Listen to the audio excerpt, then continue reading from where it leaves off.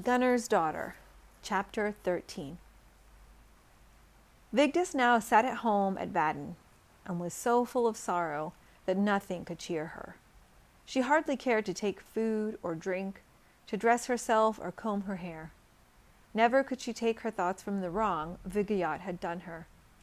Every night she dreaded going to bed with these thoughts for company. But towards morning she dreaded rising again to face the long day to be spent in working and chatting with others.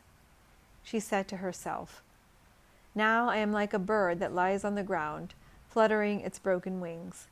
It cannot move from the spot where it has fallen, and it cannot see farther than the stream of its own blood. If I think upon what used to be, I remember only what is now. If I recall the time when I lived here blithe and carefree, it seems it was only that this might come upon me." Often she thought it would be best if she went and lay down in the river. Winter was now on the wane. Then she found she was with child. One night when she lay awake, while Asha and the other women slept, she got up, put on a cloak, and went out into the yard. She took the downward path leading to the river. Vigdis had never before been out at night alone, and it seemed to her more dismal than she had thought possible. It was the time of the equinox, with much wind and rain, so dark that she could not distinguish earth from sky. But now and again there was a rift in the clouds and stars came out. She had not gone far before she felt she had strayed from the path into the fields, but could not see where she set her foot. At times she waded through drifts of melting snow, or one foot would plunge down into a hole.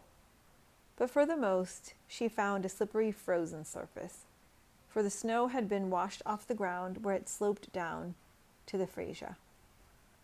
After a little while she could not tell where she was, or where was the river and where the manor. Baden lay close to the stream, but in the darkness it seemed an endless journey.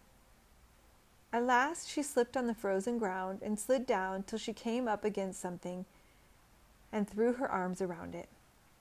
She guessed it to be a fir tree, as the branches scratched her face. But as she slid down, she could feel that the child moved within her. Vigdis crouched under the tree. She was as wet and cold as if she had been lying in the snow.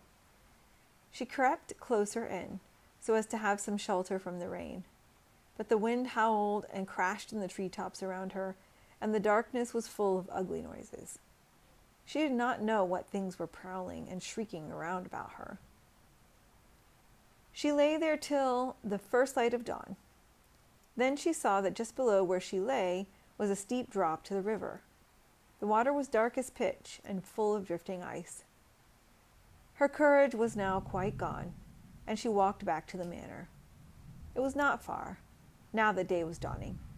She undressed and lay down in her bed, and so wretched was her state that she thought some mortal sickness would follow her night's wandering, and that would be best.